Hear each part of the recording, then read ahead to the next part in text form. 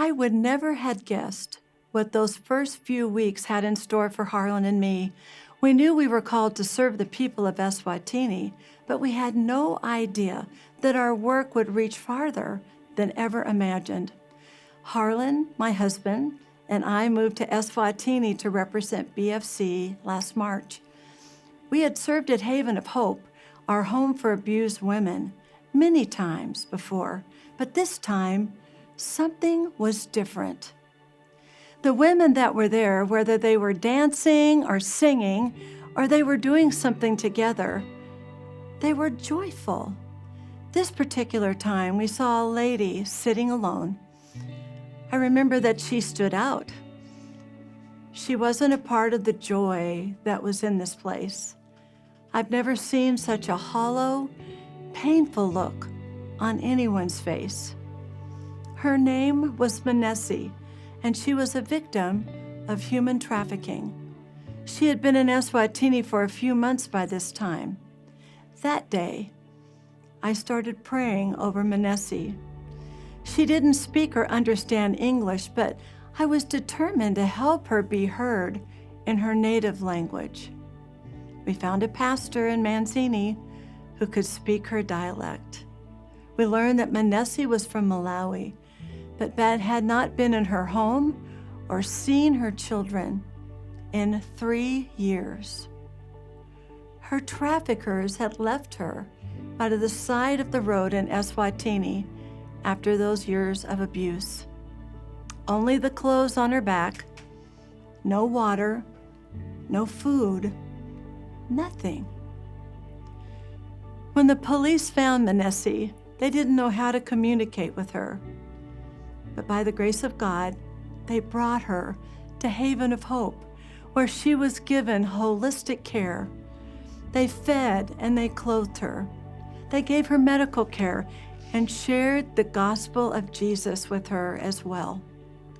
Can you imagine spending those months alone in a foreign country with languages that you don't understand? To finally be understood, to say, I have children, and the only thing I want to do is to go home. It had to be freeing for her, but it started a long journey for us. We were committed to helping Manessi get back home. But how do you get someone who has no passport and no immigration papers from one country to another? How did we even contact her family? We didn't know how. Thankfully, Bongiwe, our Haven of Hope director, contacted the Malawi government, who sent Stephen to help with the necessary immigration papers. After a few months, there was only one obstacle left. There was not enough money to purchase a plane ticket for Manessi.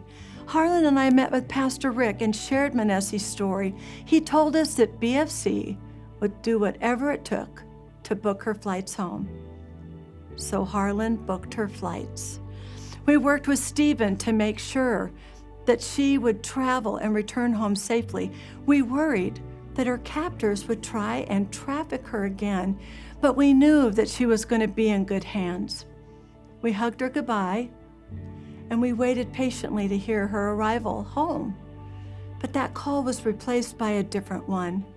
The airline would not allow Manessi to travel alone because they knew she was a victim of human trafficking, and she had to have one additional form to fly. She was just one form away from a flight home to her family, one flight away from her children. So the process started all over again. To be extra cautious, we arranged for a police officer to be on the flight with her so she would be safe. When Bongiwe sent me the last picture of Manessi, I started to cry. It was her walking to her first homebound flight. She was wearing clothes and shoes that she had picked out for her journey to freedom.